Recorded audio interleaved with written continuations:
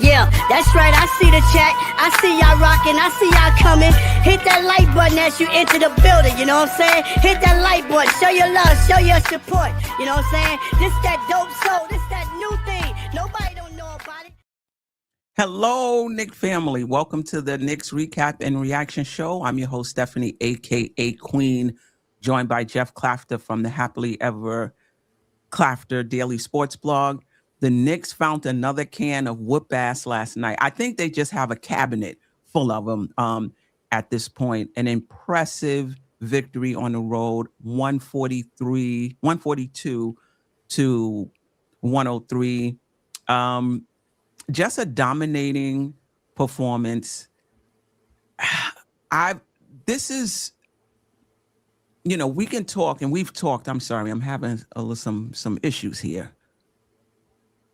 We've talked on this channel at least a lot about needing to feature KAT more, and we'll be better in the playoffs if we do that. And I think Mike Brown, has decided the way we saw the Knicks play last night and the way we've seen the Knicks play, I don't know, over the last, I don't know how many games, is his vision for this team. This is going to be a more system-oriented offense. KAT's going to get his opportunities within the flow of the offense. Bronson is not going to be the Bronson burner where he's dominating the ball for 13 seconds to find the angle for him to get off a shot. And if he's not on that night, he's going to become more of a distributor and instead of forcing it. And this is going to give other players an opportunity. May not be the same players. It may not be who's number 2, who's number 3, who's number 4. It can be any given player on any given night because they are going to get the opportunity. Give us a minute, Knick Nation. They're gonna they're gonna get the opportunity to perform, and that's what we saw. That's what we saw last night, and I'm encouraged by it. I'm encouraged by it. The defense seems to be legit. And, every so often you get the performance, if not a lifetime, of a long time. And that was, OG Anunoby. So we're going to welcome Knick Nation in and, salute to both of you. Absolutely. And we'll start with you, Geoff, and then Knick Nation, just to give you a brief overview of the game last night. And then we will get into the nitty gritty of it. Well, first of all, I hate to be the wet blanket, but I do think that we do need to recognize some context for the win.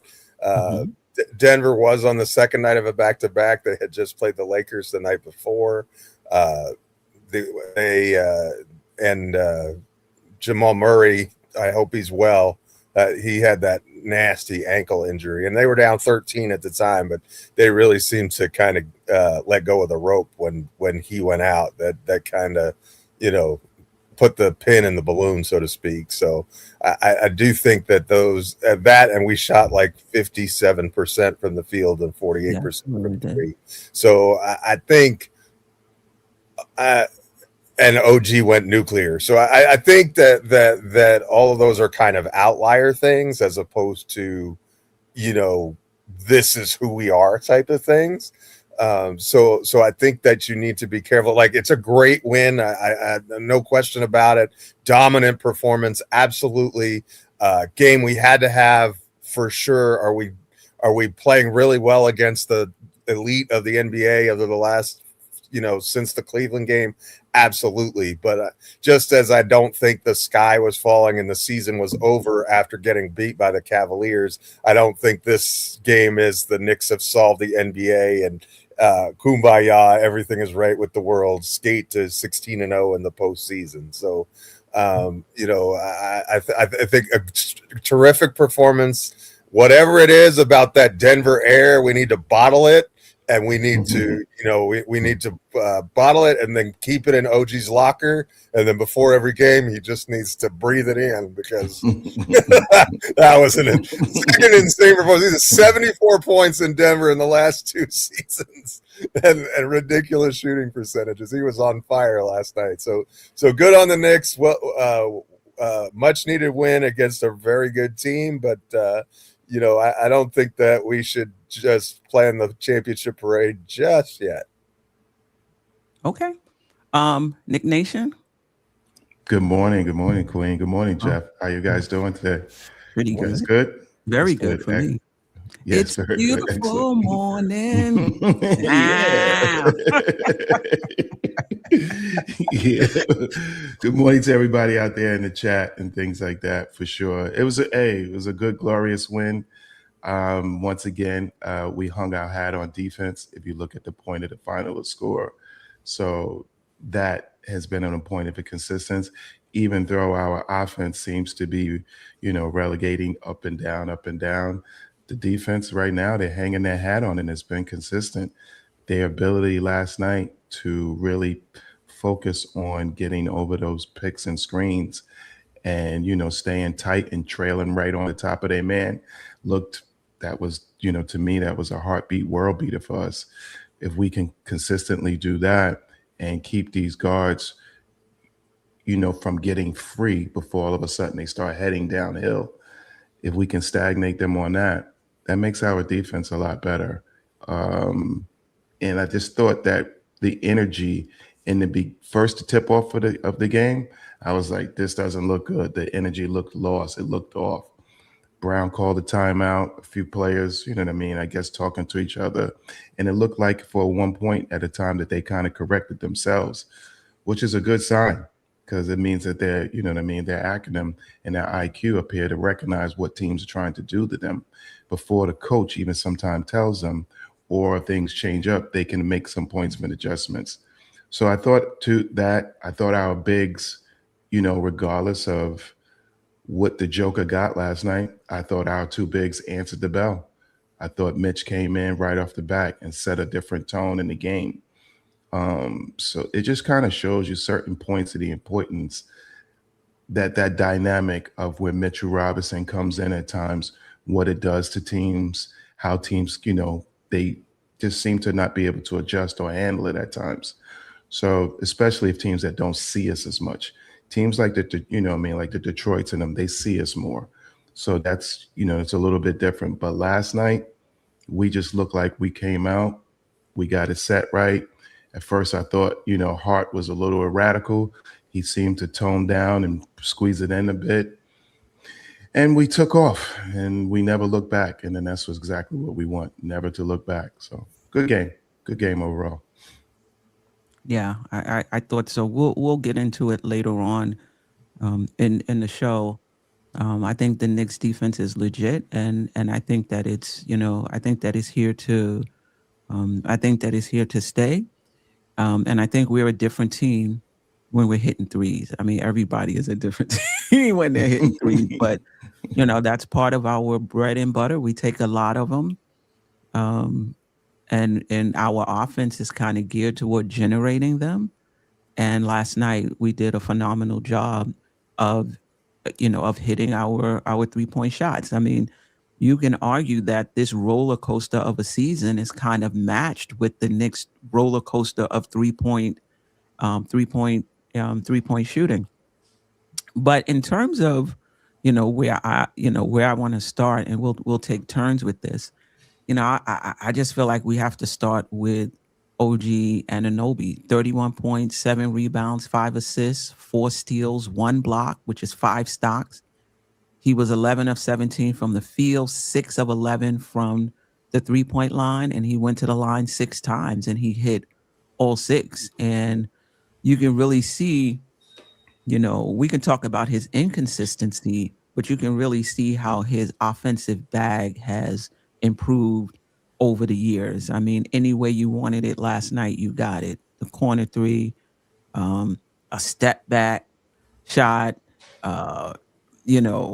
One time he was in the key and he spinned, and his handle was tight too, because he spinned between 2 people, and he didn't fling it out of bounds, and had control and laid it up and was playing with power, as he usually does, though, on his drives to the basket. I've seen maybe not this particular performance, but I've seen dominating performances by OG Anunoby before. I've seen dominating stretches.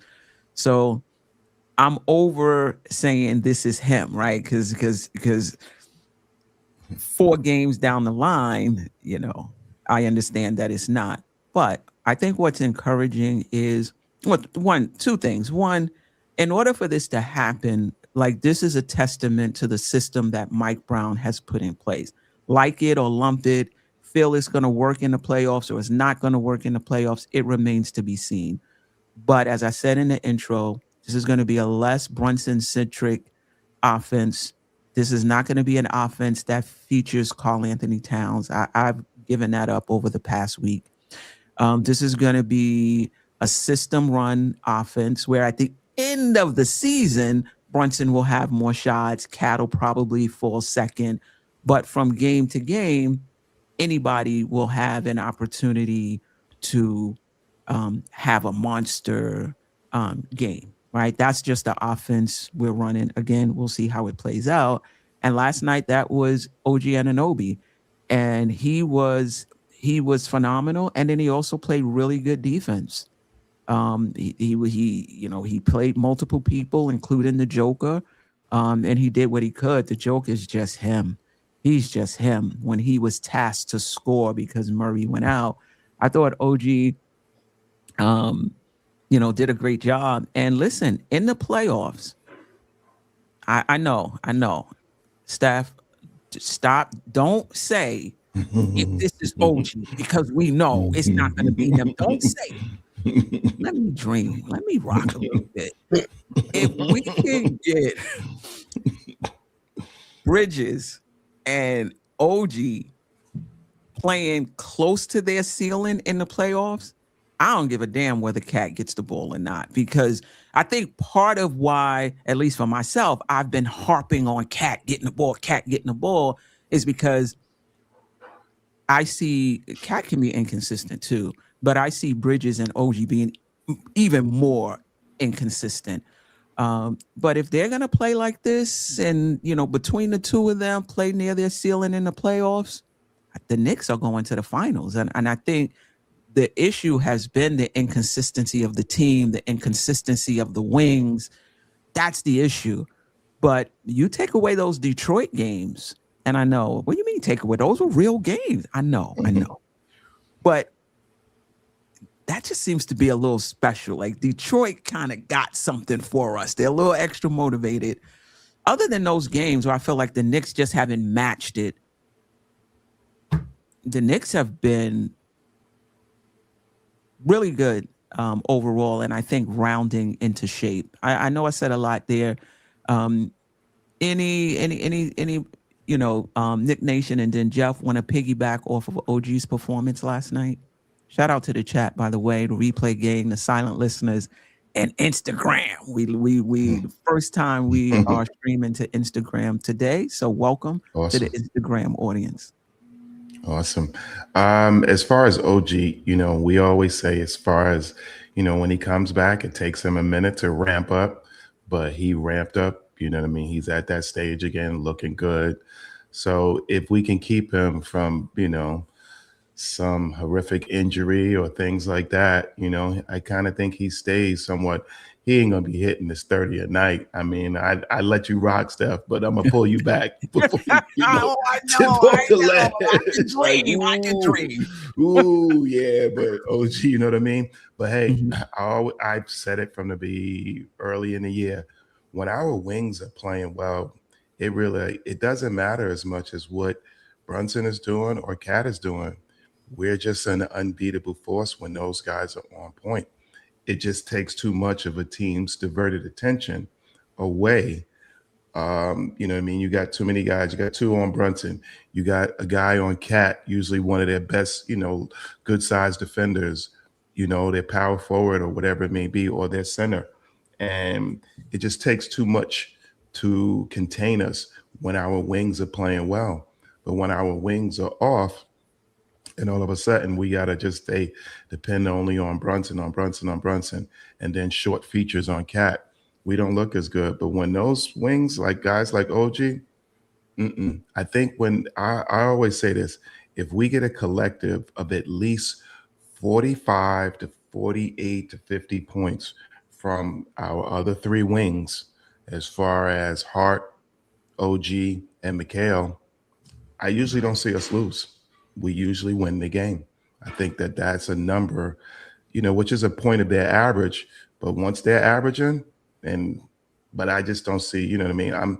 Hey, if we get 18 from OG and solid defense, that's world beater to us right there. It's just like you say, it's the point of consistency of it. And as long as he can stay point of injury free, I think he can give that to us. To me, his game, physically ramps up, particularly in the playoffs. I thought that his physical presence, more so in the playoffs, he tends to level up. So just keep the guy healthy. Whatever we have to do to try to keep him healthy, we need him really, for sure. We're a different team. He's that middle guy, that middle ground guy where he can just D so many players for us, that when we lose a body like his, it's critical. I just think he's more critical of a loss than even Hart or Mikhail. Let me ask you this question before we get to well, I hope he levels up a little more, because if JJ was right, last year he averaged 12 points and 2 rebounds in the playoffs. So I didn't confirm that. But if he did, he's going to need to level up a little more than that. But my question to you is, isn't this kind of what happens to role players when they're not the number one or the number two? Isn't that part of why they are role players, is that they are inconsistent from game to game? And is it a lot to ask for them to, like for OG, I don't know what, to average 27 and, at 20 points, 7 rebounds, I don't know, 4 assists? Well, defensively, we know he levels up. As far as offensive score, I'm not going to say overly on OG as far as in the playoffs that his game is going to ramp up offensively like that. But defensively is where he still hangs his hat at, you know what I mean? And where he can, like I say, guard from 1 to 5. But just to say that this is who he is going to be, and if he can level up as far as on what's name, I don't know. I don't see that. I don't think that I don't think we want to put him in that position.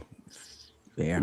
First of all, I don't feel comfortable in that because of his late bloom. OG was a guy in the point of his career where he was a defender.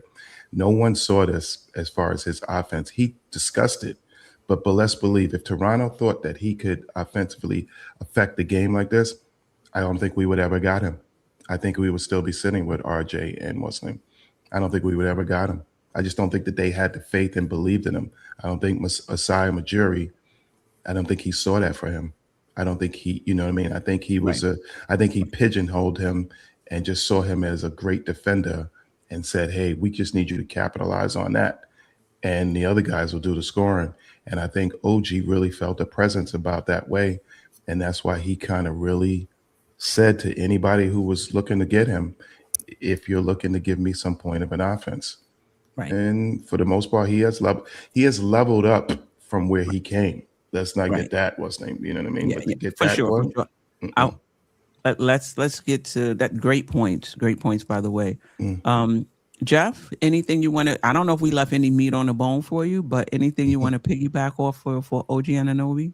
I think my favorite plays from Anunoby were last night. We're watching him try and fight off Jokic and deny him the ball, and just really make it difficult to make that entry pass wherever he was. The effort was extraordinary, and he even got a couple of steals. I don't know what the numbers. I can't see the slideshows. Sorry, my eyes aren't very good, but I don't know how many steals he ended up with. But he at least ended up with a couple of deflections, and led to runouts when he knew they were force feeding the ball in there, and he just worked. I mean, that's all that you can say. And he's given up size, he's given up strength to the Joker, and he just worked. He said, I know if he catches it, it's going in unless he's shooting a 3.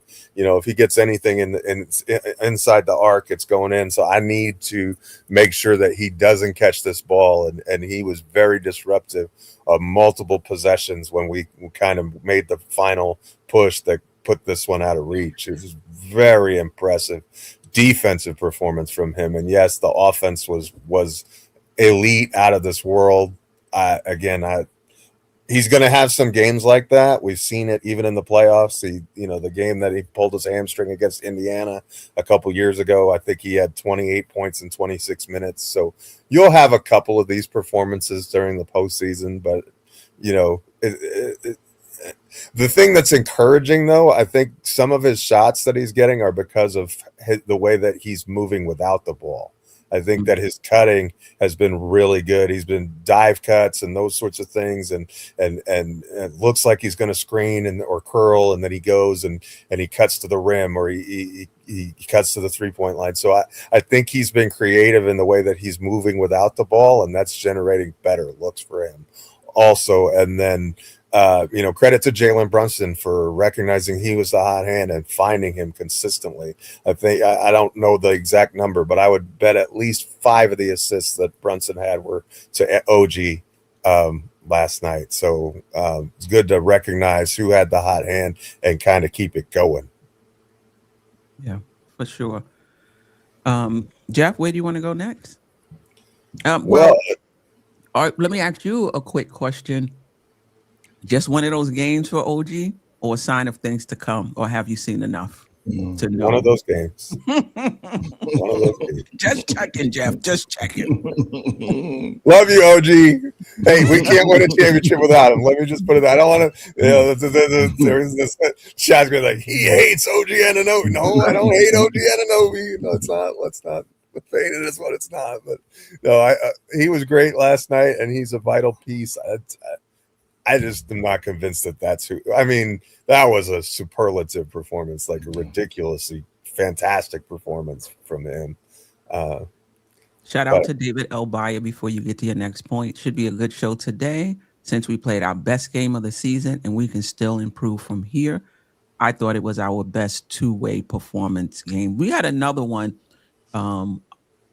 maybe a week or two ago, but I thought this one was even better, better than that. Where you want to go next, Geoff? Well, are we doing a separate segment on our players of the game?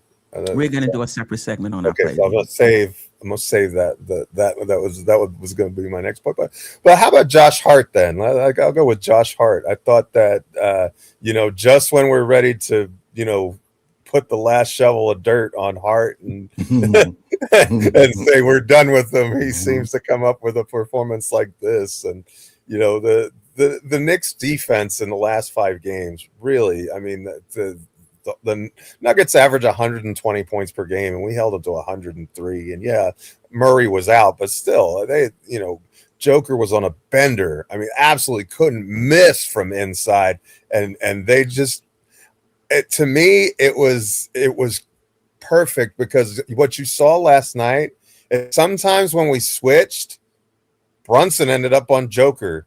But instead of scrambling around and like a chicken with their head cut off, we're like, okay, this is a mismatch here for this particular possession, but we're just gonna let it go.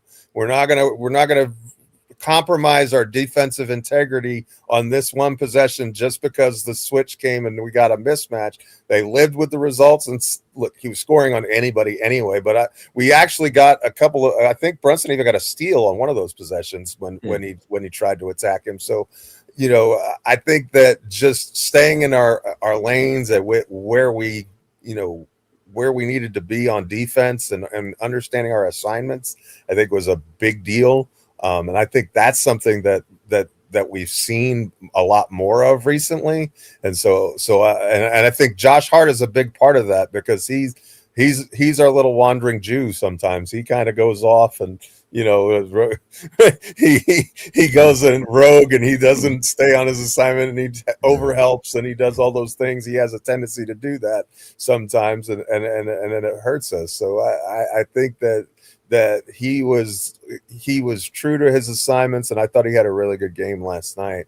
Was really the connector that we needed to help this team win, and very good attacking the basket and finishing at the rim. I thought he was outstanding in transition and getting out and making the Nuggets pay when he did. Yeah, I mean, and I think that's probably what coaches are hoping for when they put him in that starting lineup. I just think that when he's not bringing that, maybe they can, Mike Brown in this case, more quickly make the change to a shooter. So because when he's on and you're getting that rebounding on both ends, offensive and defensive rebounding, you're getting the secondary playmaking, you're getting the secondary ball handler who can bring the ball up along with Bridges, help take that pressure off of Brunson. When you're getting all of that, like, wow, okay, all right, now I understand. But when you're not getting it, I think Thibodeau and even Mike Brown has been kind of slow to be like, yeah, it's not his night, it's not his type of game. Let me extend Shamit's minutes, or if Deuce is here, let me extend Deuce's minutes. But you're right. When hard is hard, it changes. It just changes the Knicks dynamic. It just changes things. Anything you want to add to that, Nick Nation? The only thing I think for me, I wanted to give more of a shout out to as far as the defensive coordinator, because I think that early on in the season, quite a bit of us was like giving him the WTF, like, what the are you doing? And I think that the way that he's found a system and put the players, somewhat, I ain't gonna say somewhat, in a lot better position to defend. I think because he's changed the narrative, and a lot of coaches were coming in with that same narrative. But now he seems to have changed that a bit, where we would come right in and you knew that, okay, Karl-Anthony Towns, turnstile, Brunson, turnstile. But now he's gotten it to a place where these guys are legit, where you see, where he's slowed down, where that quick, run past us, boom, score. So for him to come up with a defense and to get a defense that suits this team, I have to give him, his due props, because that, to me, I think changed the point of the season. I think it's something that Tibbs couldn't come up with in that point.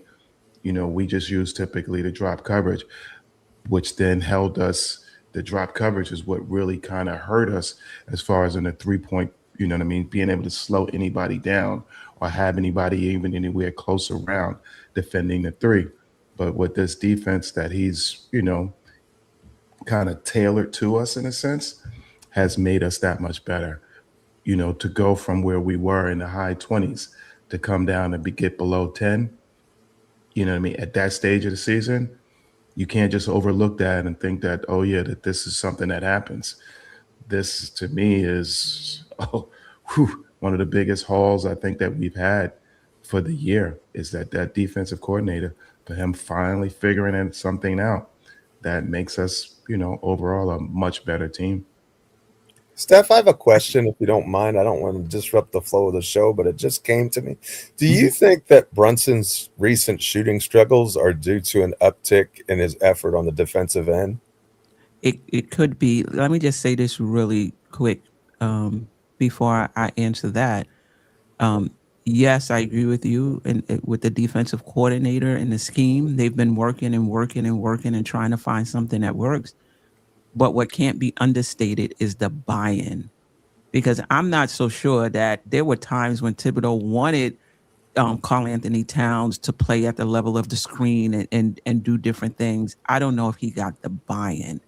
And so schemes is one thing, getting the buy-in from the players is another thing. And the buy-in from Brunson, the buy-in from Karl-Anthony Towns, I think is what's really making this work. You need both of them. And I've been really impressed with Karl-Anthony Towns in terms of just how he's accepting his role, accepting the changes, and finding a way to impact winning The games, the times when the ball comes to me, I'm gonna be strong with the ball. I'm gonna take advantage. You see, he's more, you know, in the box. I would like to see more of a balance because I don't want his 3-point shooting to like disappear. But you know, he's more in the box. But in games when it doesn't come his way, he's still rebounding. He's still active and engaged on the defensive end, and the effort that he's putting in on the offensive end. Because we talk about the 3-point shooting being a part of what the Knicks do. Those second chance opportunities is also a part of the Knicks formula to winning. And Karl Anthony Towns has been huge there. But to Jeff's point, it's possible, Jeff. Like, it remains to be seen. Is this just a regular slump? Or is, you know, because Brunson has played defense before in terms of like putting out the effort. You know, maybe it's at another level right now and it could be impacting his offense. You know, you already know how I feel about it. If like we're not, if Brunson doesn't eventually find his shooting stroke, the Knicks are not going to the finals. Like, your best player has to show up for you. They have to be their best self. And I'm not saying he should revert to being a cone. So don't come at me, Knick Nation. I'm not saying he needs to revert to being a cone, but he is going to have to find his offense if the Knicks are going to make it to the finals. So I don't know, Jeff. It's possible is my answer to that. Knick Nation, any thoughts on that, or should we just move on? No, I'm good. I definitely understand where Geoff is coming from, though, for sure, because we've all noticed it. You know what I mean? The better his defense has gotten, the better this defense has gotten. He's had some slumps, but it seems like he does come out of it a little bit by all of a sudden, like third quarter, fourth quarter. It seems like the first half, he's just still trying to figure it out, or where defensive, because it is also true that, each team that he plays, he's going up against a defensive different kind of scheme that is coming at him. What the particular player, the tendency of that defensive player, the tendency of those two defensive players, that's a lot to absorb of what they're doing, how the trap is coming, where it's set at, are they guarding him from the 90, from 90 feet all the way up? He's got a lot coming at him because it's the game plan for most defensive coordinators starts with stopping and slowing down Brunson, and then it diverts to a point of KAT. But a lot of times that's the first thing. The first rule of thumb is stop the ball. Who's got the ball? Brunson's got the ball. So it's not as, I don't think it's as simple as we try to make it seem to be at times. I think that, there's a lot that's coming at him. So, but no excuses. He's a pro and he's been at this for years. I just think it's something that he's adjusting to. I'm hoping, at least, to say that. Yeah, he's going to need to be, on point, with his shooting. But I do like the fact that it seems like we've moved into the Brunson segment. But I do like the fact that, he doesn't have it, so he's not forcing it. Like, my shot is not falling today. I'm just going to use my gravity, which like a Linus blanket, like that's just something he has, right?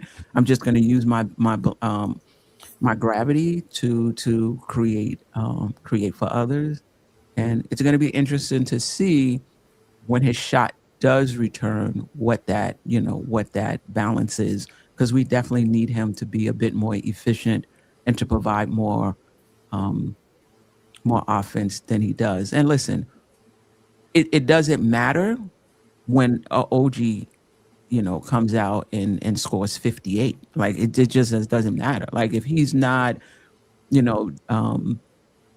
scoring and you're getting it from somewhere else off of his gravity, it's just as good. It's just when he's not scoring and he's passing and those guys aren't hitting shots, then that becomes, then it's, then it's tough. Anything else on Brunson? He was 3 of 13 last night. Did have 15 assists. And just one turnover, right? That's the other part of that. I think he's got like 34 assists and 4 turnovers, I think, something like that, his last 3 games. So interesting. I've never considered him a 15 assist guy. So the fact that he's done it at back-to-back games is kind of eye-opening. Like, you know, Brunson can play this way if he chooses to. So it's very interesting. And it helps, obviously, as Ajay will tell you, that the team hit 800 million. I was about to say, Geoff. I was about to say, you don't get 15. He could be. There may have been other games which he could have had 10 assists if guys are knocking down shots. So it's kind of hard to. And I think David Smith tried to make that point. Knicks are 17-2, 90% winning percentage, and average 131 points per game when they have at least 30 assists. Ball movement is the key to Knicks' success. It's not rocket science. Keep doing what works. Listen, ball movement. Let's not conflate ball movement with assists because it's not the same, right? You can move the ball and move your bodies. Guys aren't hitting shots, and the assist total is 19. The Cleveland game. Right. You can run a very stagnant, Luka-centric, Brunson-centric offense where, you know, you're the only one passing it to a player for a shot. Harden as well, you know, in his heyday. And the team has 30 assists. But if you watch the game, that was not a ball movement game. That was a person dominating the ball, making a direct pass to somebody for a shot. So they're not the same. But you're going to get 30 assists when guys hit shots, right? So they're not the same, David Smith. But I like the ball movement. I like the player movement. I like Brunson not forcing it. I like the shots that we're getting. And at least last night, guys hit the shot. I mean, I think we had like 467 3-pointers. Like we were 16 for 34. We shot 47% from 3. You shoot 47% from 3. You're playing solid defense. You damn well better, win that game. And we shot 57.9% overall. And we took 12 more shots than Denver with that type of efficiency. And they only shot 20% from 3. And needed to get hot in the fourth quarter to get up to 20%. I think they were like 2 of their first 25. So they did some the garbage time crew did some yeoman's work to get them up to 20%. Yeah. Shout out to the Man Cave podcast. Be sure to check my guy out. We miss you, Escott. Be sure to hop on with us any Thursday you want. Definitely appreciate you when you're on, leveling up the panel. Appreciate you. Let's talk more about the defense. Looks real to me. Earlier in the season, we were like, I don't know. This is just a good defensive game. It's just a good defensive stretch. I'm not quite sure this is who we are. I think right now, for those who've been complaining that the Knicks don't have an identity, I think this is what's happening. I think the Knicks are rounding into their identity on the defensive end of basically being a defensive team, and on the offensive end, being a more system, ball movement, player movement type team. Geoff, talk to me about the defense, then Knick Nation. Well, I think that, first of all, I think that the defensive improvement starts with Towns. I think Towns is playing the best defense he has of his entire career. And Brunson is too, for that matter. So when you get buy-in from your stars, we already know that Wingstop are legitimate defenders. Like, we know what OG can do, and Bridges, people get frustrated with his point of attack defense. I understand, but I thought he was very good last night. He made Jamal Murray's life difficult. He got a technical foul for being physical, so good on him. I don't want the technical foul, but I mean, I thought it was kind of a cheap one at that. But he did put a hand to his chest, but at least he's, he shies away from contact like crazy. And so to see him fighting over screens and being physical, I think that's important. I also think that we've got guys like Diawara, like Shamet, like Robinson, like Alvarado, who we can plug into this lineup, and even Sohan, and that can up the level of the game defensively, and they really they do a better job of putting pressure on the ball. They're staying connected, and they're not over-helping. And I think that's a big deal. And it helped that, Denver went 2 for 3,000 from 3 last night. But that certainly helped. I did think they got a lot of nice looks at from beyond the arc. That was like, it wasn't all Knicks, Jeff. It wasn't all, but I will say this though, and they're an elite offensive team to begin with. So but again, this is becoming a pattern, right? We've held opponents under 100 points 10 times in the last 21 games. We've held the last 5 opponents to 104 or less. So it really is coming along. Like, I don't think you do that by accident. Like, you might have a game or two where if it was just shot variance, but this is not that, in my opinion. And I think that we've gotten a big boost from our guys on the bench, off the bench. I think Landry Shamet makes a massive difference with his ability to fight over screens and get in players' chests. And so I think that matters. But mostly I'm going to give credit to our 2 stars. I think KAT has been noticeably better on defense. I think he's been better all year, but I think you're seeing it even more of late. And I think Brunson has really made a commitment to that side of the ball, really in the last couple of weeks more so. I think that almost since the Indiana game, I think from that point forward, I really have noticed, hey, JB is doing a good job, like really, really working hard and staying in front of his man and doing the best he can. So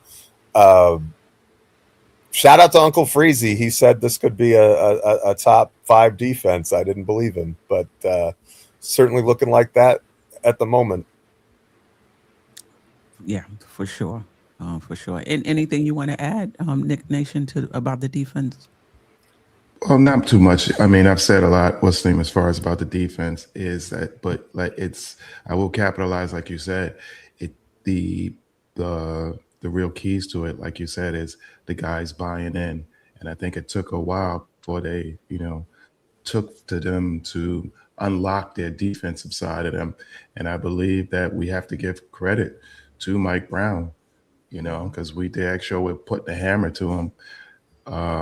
But right now, from how we've evolved from the beginning of the season to now is night and day. And I know we won the tournament, but I don't think that even at that time that our defense was anywhere near of what it is now. I just think that we are just so much better as far as I'm definitely going to say too, as far as this, because we have to president with this in a sense, our starting 5, because a lot of times we were bringing players in who were really good on defense. Like I said, we would bring in Deuce, we bring in Shamet. But right now, our starting 5 is seeming to be able to at least hold their own. And I think that has made a big difference. And you're so right on that point, Sam. The buy-in, the true buy-in, and not sabotaging, because like we've always said, if you don't truly buy in, you're sabotaging in ways. And these guys that right now have made a commitment. They know, and the IQ point, I guess, from repetition. They know where the help's coming from. There's a lot less of these guards just coming downhill at KAT. So that makes him look better, makes the overall team look better, the points together. And this is the point of where we say they're playing on a string. And if they can keep doing that, I welcome the Detroits. Yeah. Shout out to Curtis DeYoung. I think this is to your point, Knick Nation. Bronson and KAT playing better defensively allows their teammates to maintain their own defensive responsibilities. And we talked about this early in the season. Like, Come on, like OG and KAT, the wing stop. I mean, like, come on, like you burning them out because they're trying to cover, for so much. So, having KAT and Brunson, whether they can maintain this level or not, at least be where they're supposed to be, definitely helps. Helps the wings. And to your point, maybe there's less traffic getting to the rim, and so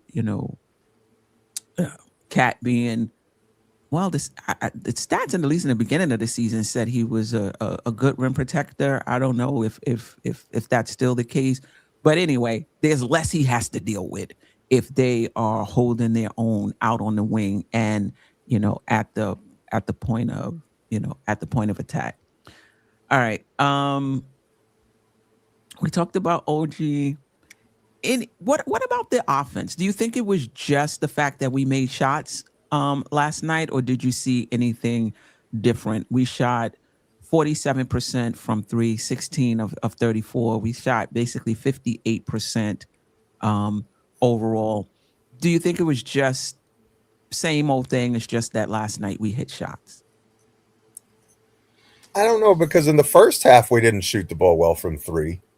We were like 4 of 18 or something like that in the first half, and we had 62 points. So I don't think it was just that, but I think that there was a shift. I think what you saw is we did attack the paint, right? And we did, it happened. Karl Anthony Towns got the ball on the block on a pass from Jalen Brunson. It's happened.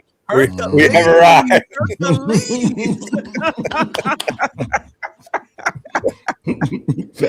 oh, by the way, he scored. I mean, imagine that, right? Like sometimes we overcomplicate things, but but interestingly, the starting unit still kind of struggled. Like I saw someone talk about the timeout early on in the first 2 minutes. The score was 4-2 when he called that timeout. It was that was a Gordon dunk he wasn't happy with. Well, they went on a 7-0 run after that timeout. It was 11-2. This was a 50-point turnaround. So it wasn't like that timeout was this instant catalyst. I don't know. I think it was more so that that second unit kind of settled things down and got us going a little bit better. But I'm not sure. You score 142 points is that's just an incredible performance. And 44 assists on 55 made field goals. I'm not sure I've ever seen that. Share the ball, yes. You make shots, yes, but 44 assists is a lot. I mean, that's like peak Warriors level offense. You're shooting 60%, Geoff. I mean, that's how it happens. Some of the numbers are a little because you had Kolek come in. I think within 7 minutes he had 7 assists. I think he might have had 8 overall. So those numbers are a little skewed because he had quite a bit of assists. He did have 8. He had 8 assists in 9 minutes. 8 assists. Yeah. See, that's why I say the numbers are a little bit skewed. And as far as like when we started out, it was like Geoff said, it was a weird game. Because at first he called the timeout, and once he called the timeout, it was 2-4. They came out, they had a bit run off of another 7 points, but it was Hart who were in between the two things where he would score. He scored a couple of times, but then he got a couple of easy baskets on him and a turnover, but then he would run down and score again. But it kind of got the game a little bit in motion. And then KAT got picked up the 2 quick fouls. Mitch came in. And instantly, which I think changed, was they did go inside, because then all of a sudden you saw some actual pick and rolls that went to Mitch. They lobbed it over to him. Couple of dunks right off the back. Mitch came in real quick and all of a sudden had 9 points. So as far as KAT then going out, it stabilized us. And once we got stable and started moving, it's like we took off from there. But it was just like we needed somebody to get the ball rolling and get us going. And once we got going, didn't seem like anybody could stop us. For sure. Let me get to the just the super chats before I get to the next segment. Shout out to Paris Doug. Appreciate you. I say the coaching staff has these players individually improving in all their weakness areas, both physically and mentally. That's why we look better. Okay. Okay. All right. Good Fair. comment, Coach. Appreciate Jason Benjamin. It's been a minute. Hope all is well with you and yours. I believe we have the best bench in the East. I mean, we'll get into some game stats in the next segment, but the bench was a plus 22, 55 to 33. But in garbage time, I think that was the difference, because I think in those players scored 22. Scored 22. Pope Daddy outscored Jalen Brunson and Mikal Bridges. I don't think anybody had that on their bingo card. Actually, they scored 24 of our of our bench points. But to your point, I do like, you're gonna get positive minutes from, Alvarado, Shamit, Mitch, and Diawara. Diawara is a young player, but for the most part, we're getting positive minutes when he's on, when he's on the floor. And that's what you want from, young players. They're going to grow. They may make mistakes here and there. That's just part of the process. But are you getting positive minutes from them? And we are with Diawara. You know what's crazy about Diawara? Mm-hmm. He was the only player. We played 14 guys last night. He was the only player not to be plus 10 or better. Wow. And that's not a detriment. I'm not dissing him. That's just how phenomenal the other. He was plus 7. It's not like he was terrible, but it's just interesting. I've never seen that in a box score before, where literally every player is plus 10. It's crazy. And playing 14 guys. Like, I don't even know that the Thunder can pull that one off, and they're the deepest team in the league. Yeah. Jason Benjamin, again, y'all saw my boy Pacome last night. Let's go. I mean, he took advantage of his opportunity, right? That's what you need, and that's what we got from all of them that came in. Like, Kolek with 8 assists, Clarkson with 3 rebounds, not refusing to go in the game, being that professional and going in garbage time. So yeah. All right, let's get to the next segment. I do want to point out just some. Give me a minute, guys. Just in terms of the team stats last night,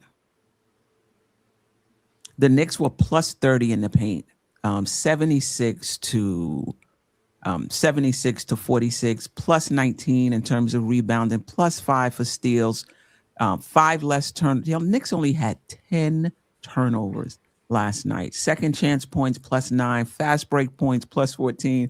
Biggest lead was 42 points, and we talked about the bench.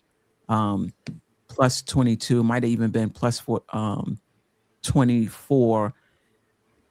Anything that impressed you statistically last night, Knick Nation, that you were surprised at? What I was surprised at? What I was surprised at last night? I came up with a new stat.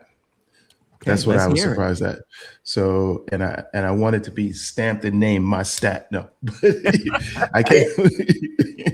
Here's my new stat is: if you miss 2 free throws, I'm now considering that a turnover, because I honestly believe you. Because you say, hey, you came down and the ball, I just threw, made a pass and threw it, and it went out of bounds.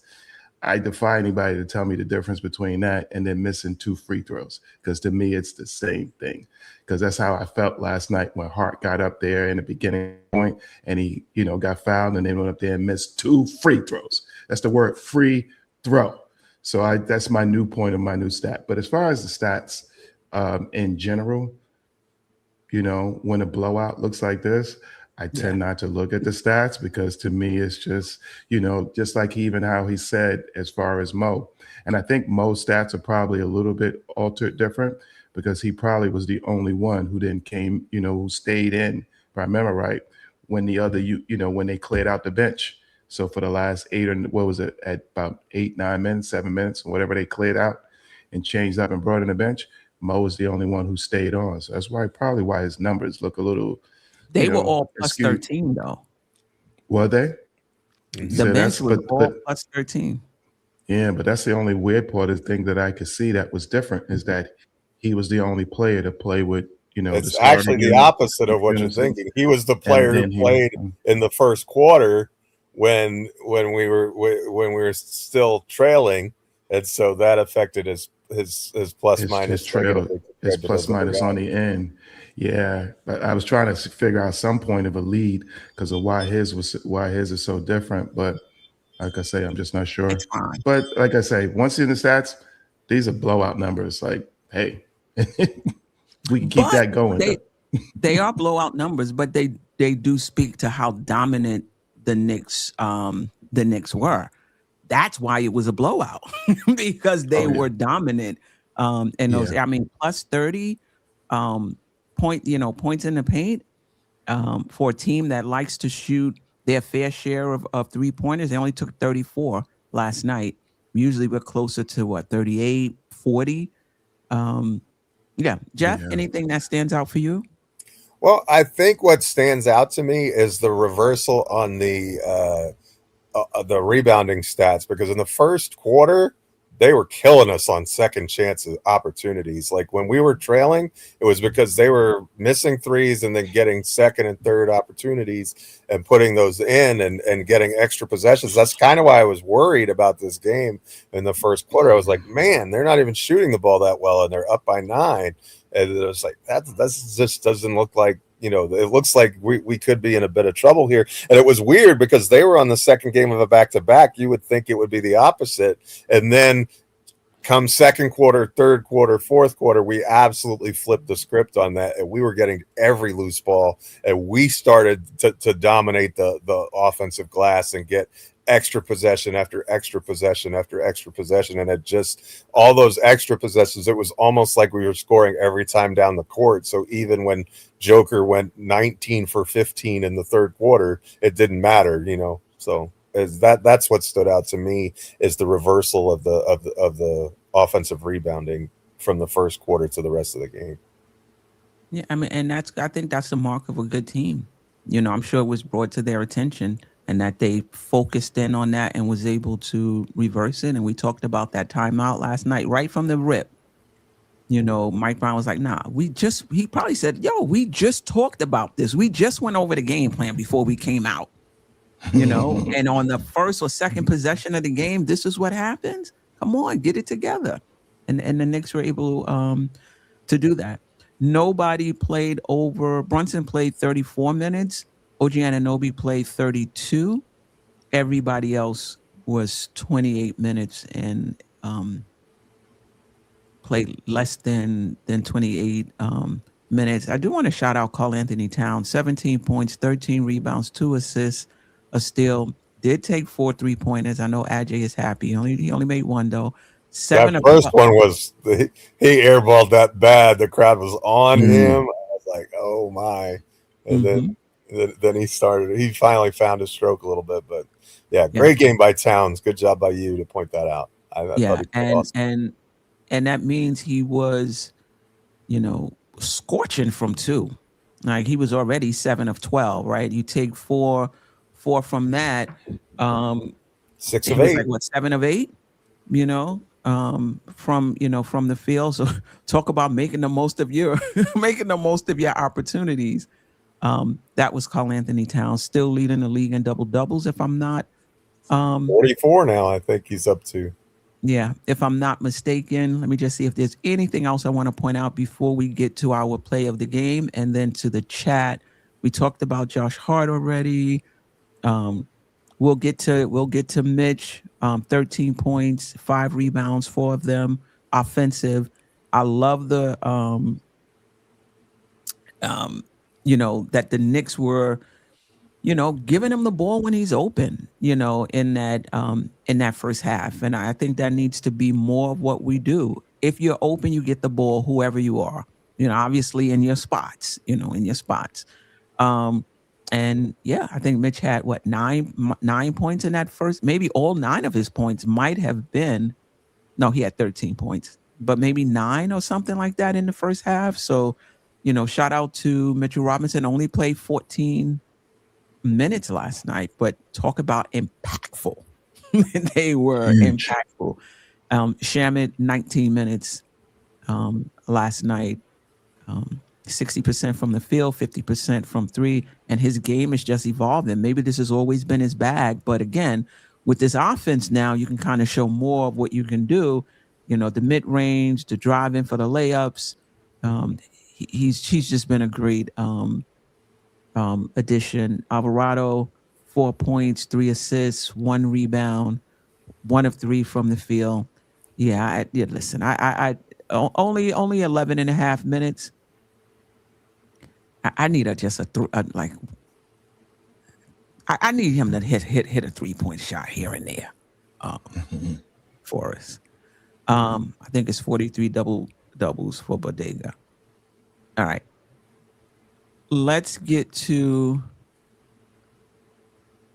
the next segment when we talk about the play of the game. For me, it was OG Anunoby, who, as Ron from Still Knick fan, shout out to him, would say, filled up all the ancillary stats. There was no room left on the stat sheet. With 0 turnovers for as much as he had the ball in his hand and as much as he went to the basket. 0 turnovers.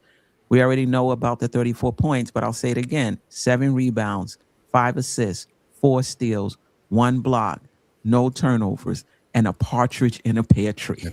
He was just on one last night. So he's my play of the game. Geoff told me before, he didn't say who it was, but he said he had a different play of the game. So let me know in the chat who your play of the game is. Geoff, then Knick Nation, play of the game.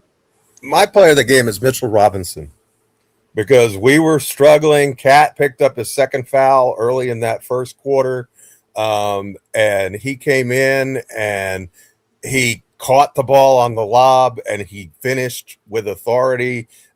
He had an and 1 and he actually made the free throw. He was 1 of 2 at the line, which is like, lights out for him, like give him an award.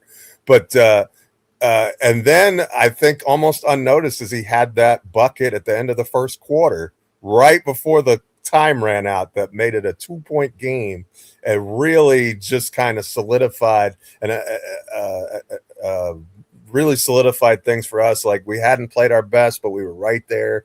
And then we just kind of took over the game after that. But I thought that his presence in the first quarter, in particular, you kind of stole my thunder a little bit talking about his 9 points, but we actively sought him out on the block. We gave him those lob passes, which we don't normally do. Jalen Brunson threw a lob pass to Mitch and threw the ball in the post to KAT in the same game. So it's what is happening?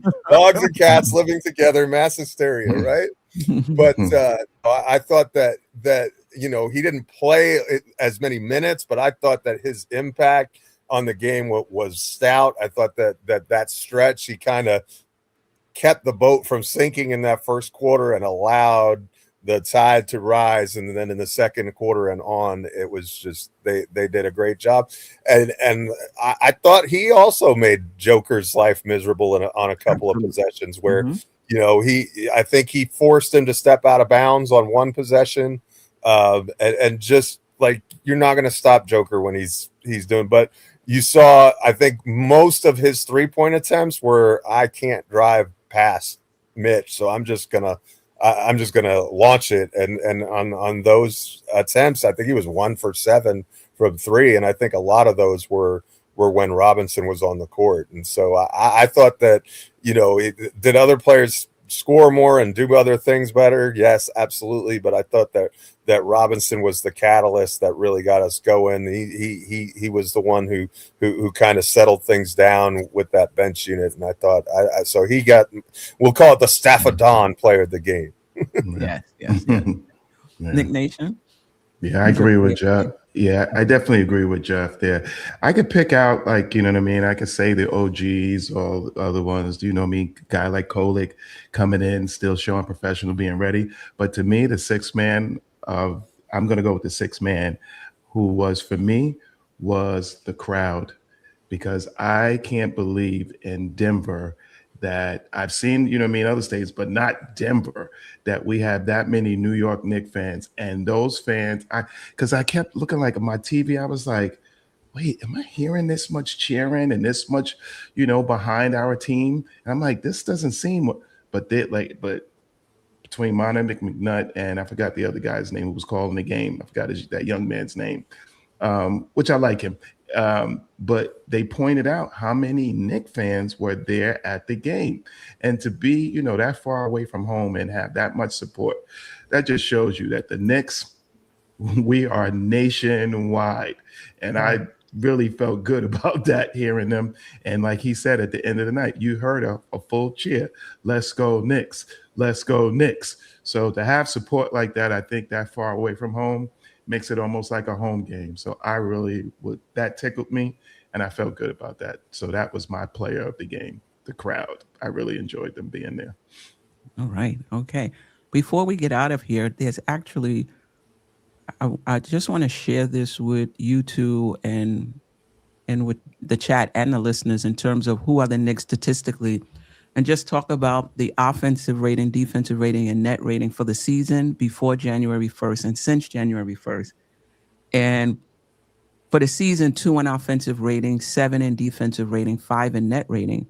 But before January 1st, we were second in offensive rating, 16th in defensive rating, but the net rating was 6. Since then, the offense has dropped, right? 10th in defense and offensive rating, 4 in net in defensive rating, which is a huge improvement. The net rating is still around 6. And I just think this is, I know we continually talk about the Knicks being a top 3 or top 5 defense. And over the last 15 games, the offensive rating has been, I believe, 9, the defensive rating 3, net rating maybe, let me see, I have it right here. The last 15 games, and the net rating was 3. So I think that this was a necessary trade-off, only because I just didn't think that I never thought we were a true number 2 offense, quite frankly, even though that's what it said we were. I just never thought we were.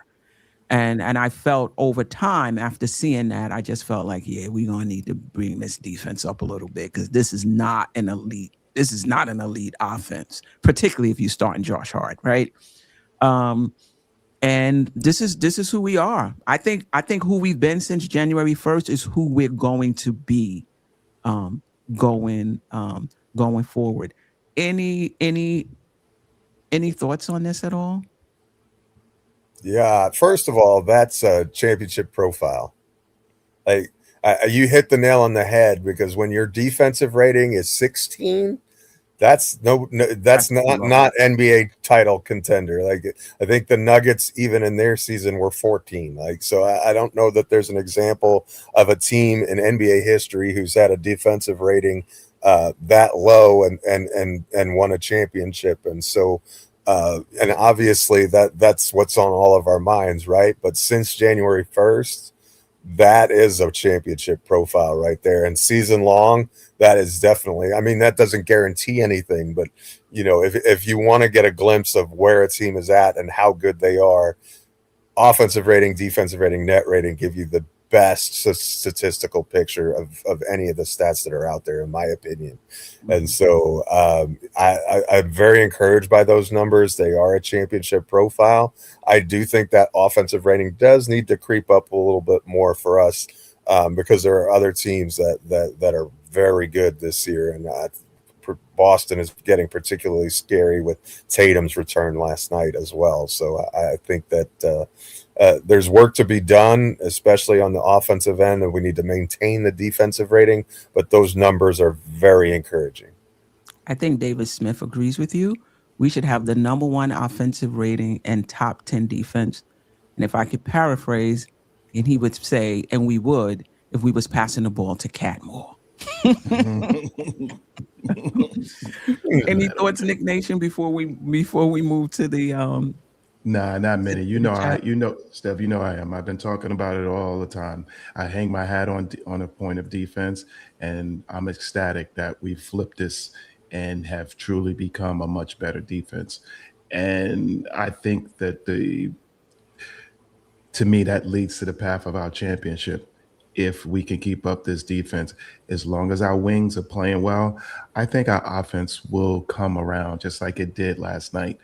But I think that the education of them learning the importance of being on a string and physically actually seeing it has helped so much. And I think it will continue to help, because as long as you know what you're then supposed to be doing, we look that much better. And it seems now that the IQ, along with the repetition, has sunk in, and this team is changing right there in front of our eyes.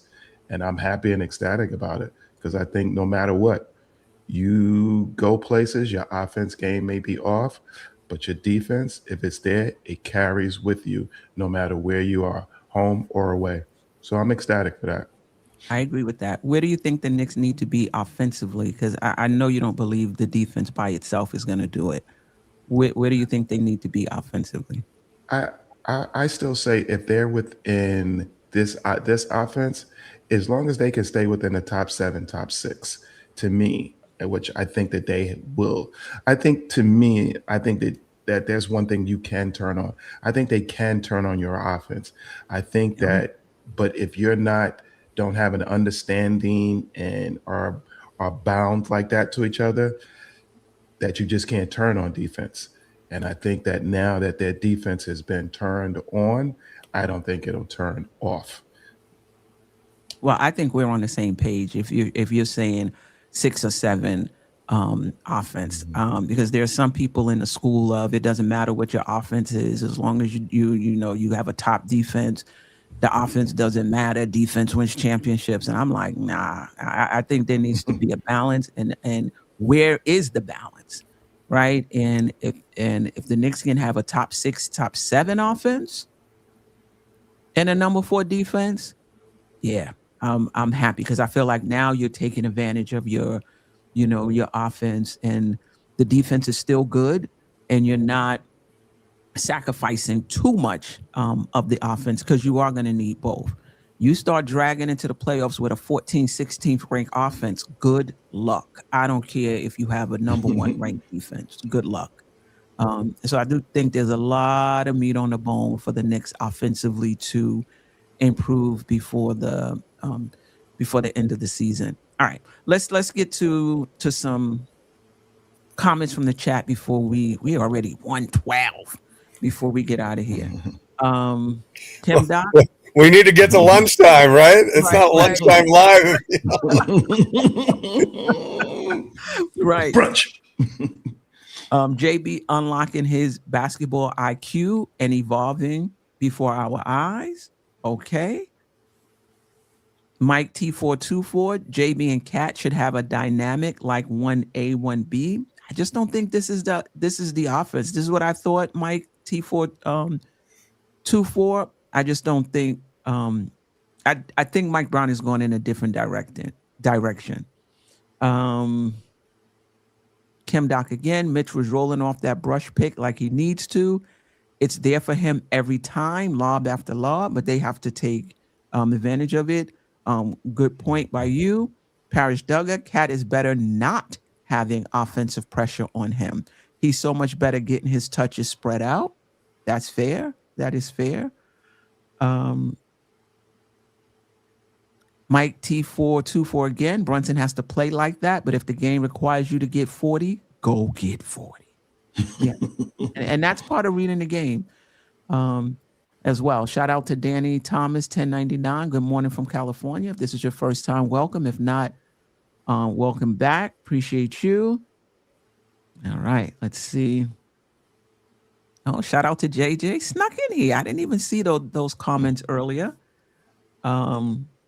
He said winning by this amount when Brunson has single digit points shows something, and I hope Brunson realizes it. I mean, realizes what? I mean, yeah, if you're not on, definitely pass, but I hope you're not saying we don't need Brunson to score and he could just be a facilitator only. That's not going to work in the playoffs. Not only that, it plays in the hands of the defense. If he's just facilitating, you don't have to game plan for him as much, right? Right.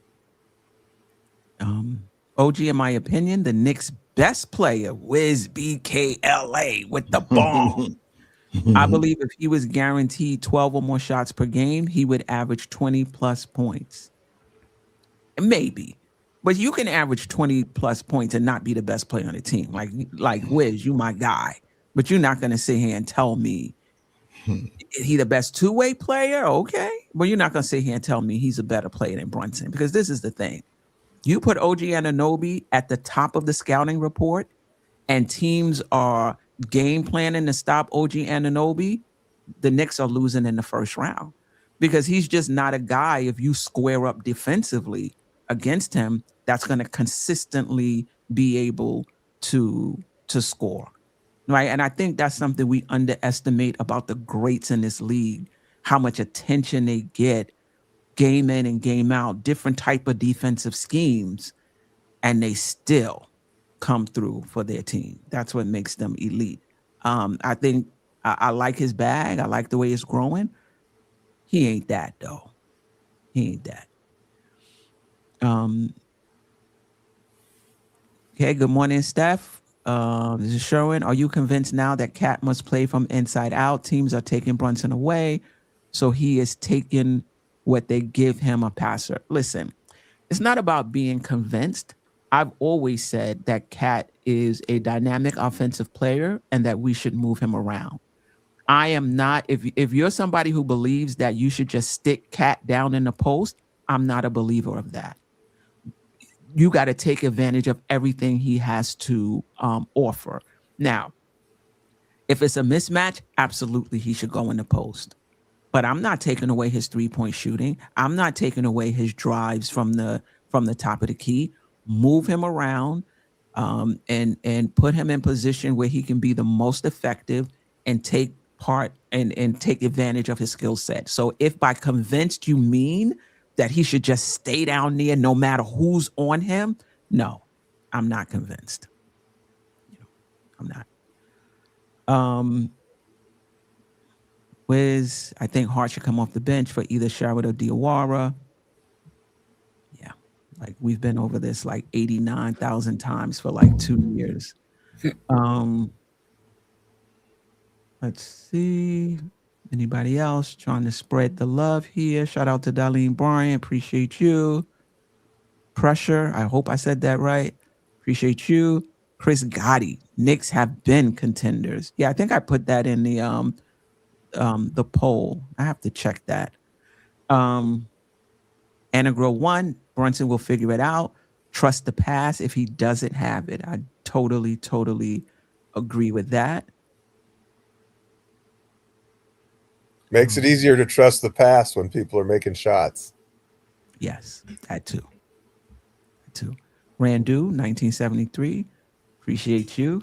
Man K, we already showed love. Appreciate you. Let's see. Arnell DG R828 R2D2. Why Brunson low scoring, high assists lately? I mean, for me, I just think that he's off offensively. His shots aren't falling, and he's just deciding to pass instead of forcing it. Do you guys see anything different? I think you hit the nail on the head. Yep.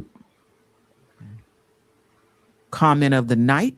We'll go over it again. Bronson and KAT playing better defense allows their teammates to maintain their own defensive responsibility. Shout out to you, Curtis D. Young. Hit it on the head, with that one. Okay. I think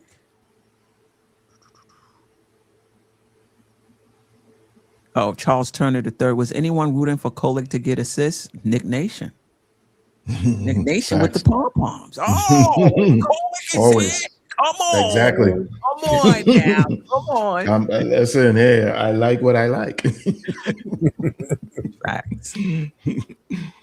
Okay. LIY7, the amount of alleys they threw to Mitch needs to be a new stat. Okay. All right.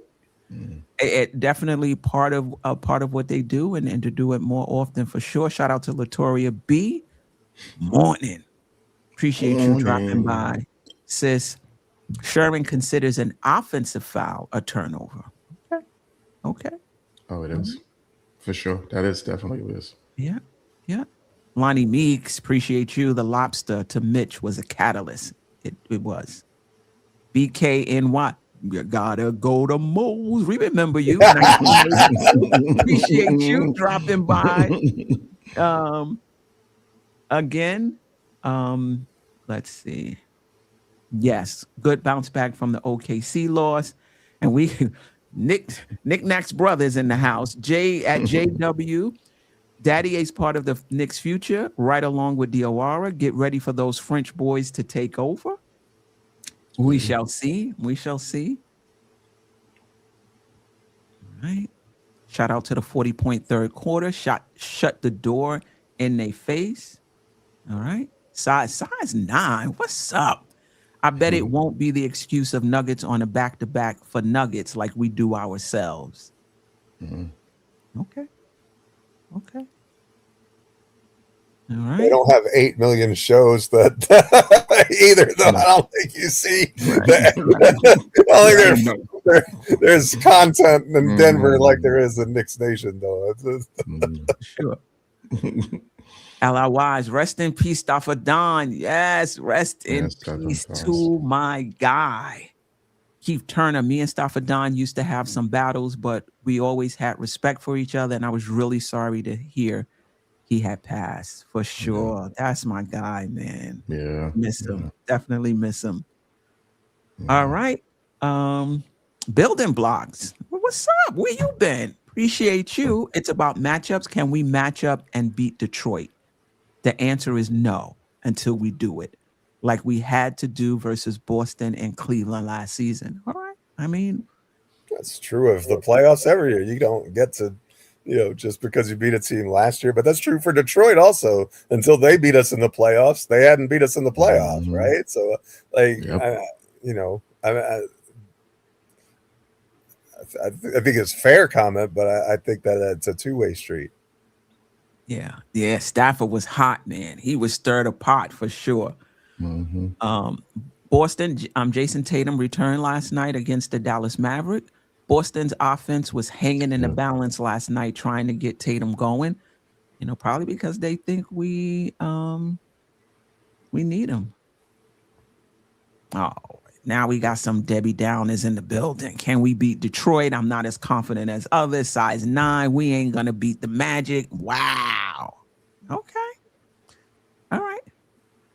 Jamrock always salute. Top 3 offense and top 5 defense, and we cooking with hot grease. He sent a super chat as well. Oh, he did? Oh, I missed it. It's on the bottom. He just did. It's on the bottom. Okay, Jamrock always. What's the best way to beat an over-aggressive defense? I mean, go back door if you have the spacing. Anybody else? Yeah, a lot of jab, stabs, fakes, screens, you know what I mean? There's a lot of ways to beat an aggressive defense. Well, let's just say an overly aggressive defense, because those are definitely different. Best way to beat an over-aggressive defense with the pass, because the ball moves faster than any player can. So if you get the ball out of your hand quickly to the right spot and you move it, that's the best way to beat an over-aggressive defense, in my opinion. Yeah, especially if you can fake them one way and go the other. It gets them every time. Sorry, this is what I meant. Jamrock always, we don't utilize enough back cuts, in my opinion. Yeah. Agreed. 100%. Great comment. Yeah. And there was the one last, Wiz, I define the best player by being excellent in all areas. But that's not, okay. I mean, that's how you define it. Good luck trying to win a championship with OG as your best player featuring him, right? Like they're if you want to say best all-around players, fine. You look at some of the best players in the history of the league, they've had weaknesses. They didn't excel in all areas, but they were elite in enough areas that there wasn't anything you can do with them, right? So I hear you. That's your definition of a best player. That's fine. And OG doesn't always excel in rebounding or Correct. playmaking. So there are a lot of areas that OG doesn't excel in. That's why he's never been to an All-Star game and probably never will be in an All-Star game. That's a great point. For his size, he just does not rebound well for his size and for his position and for his strength. You see how he's going in, when he drives to the basket, how he's just knocking people out the way, So yeah, you're right. He doesn't excel in all areas. Humberto de la Haas, the Knicks coaching is poetic. Okay, but we needed to be elite. Okay, that's what we need. Okay. Any shout out to the chat. We appreciate you. We got to as many, as we could. Appreciate you rocking with us. Appreciate the replay gang. Appreciate the solid listeners. Appreciate those that were listening on Instagram. I'm not sure the feed got stuck, and so I had to end it. We was all looking crazy, so I had to end in the stream. Geoff, you with us? Okay. Oh, yeah, he seems to be frozen. He said ahead of time that he was having some issues with the internet, so he wasn't sure how long he would be with us. But any last words, Knick Nation? No, just that hey, we got another game Sunday 3:30. Hit that like, hit that button, please. It's real free. It's just with the little thumb right there. We greatly appreciate it. And I'm passionate about hating on the Lakers, particularly LeBron James. Great man as a person, but basketball, it just gets my gut staring, and a lot of my family like him, so that's another reason. But that's my selfish reason. But I definitely want to see us give them the business come tomorrow, Sunday, early. So that's what I'm hyped up for. Yeah. Listen, if the Knicks play defense the way they played and they're hitting their 3-pointers, I think it's a wrap. It's a wrap tomorrow. It's just that the offense and particularly the 3-point shooting has been so up and down. But if we're knocking down out, first of all, if we're generating good looks and we're knocking them down, I think we'll be good. But to your earlier point, the Knicks can now fall back on their defense now, because we've won games where the other team maybe scored 104 and we only scored 110, where our offense wasn't really great, but we were able to, hold teams down defensively and still get the win. So I'm encouraged by what I'm seeing from the Knicks of late. And I think we get the next two. Then I think after that it's Utah. I think we get that one too. Yeah. I looked for a 8-game winning streak. We got one here now. I'm looking for the next. I think we can win the next 7. Okay. I think the hardest game for me would probably say the LA Clippers game, because of the coming off of a back-to-back like that.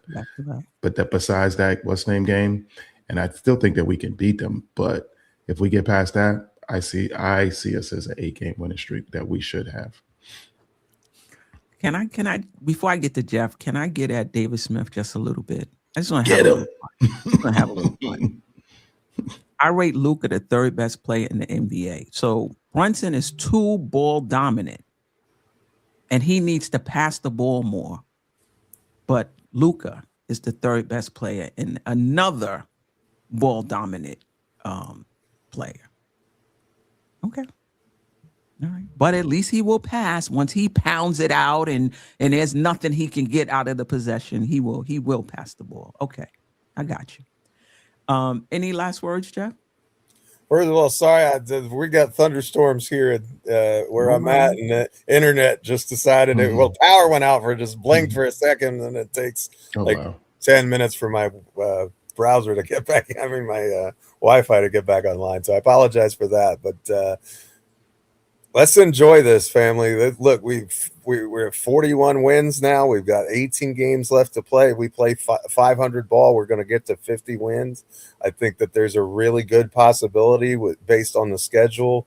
You can't take any game for granted, of course, but I think this team has a legit shot at 53, 54 wins, which is a tremendous regular season, and I think an improvement on last year. And that's what we were looking for Mike Brown.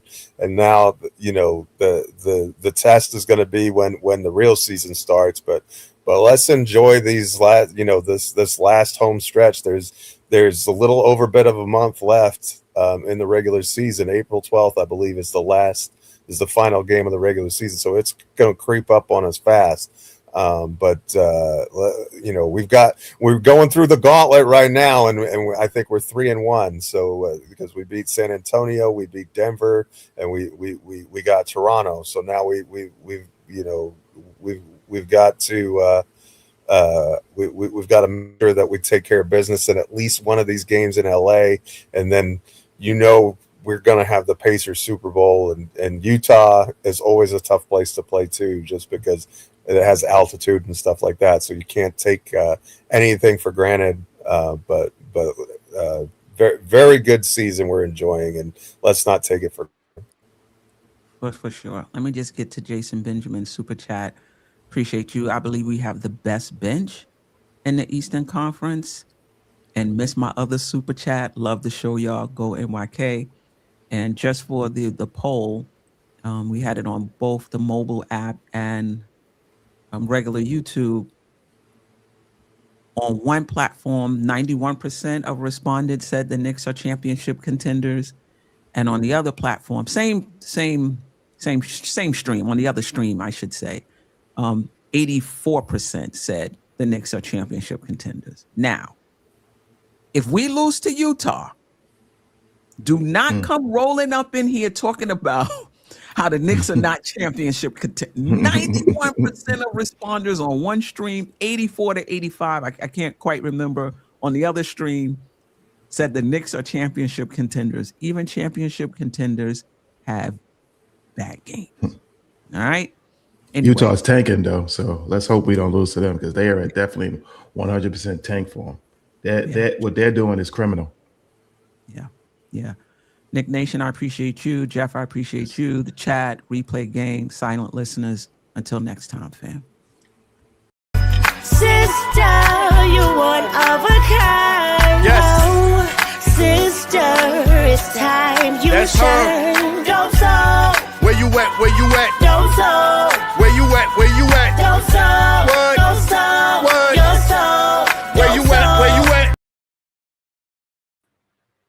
Hey.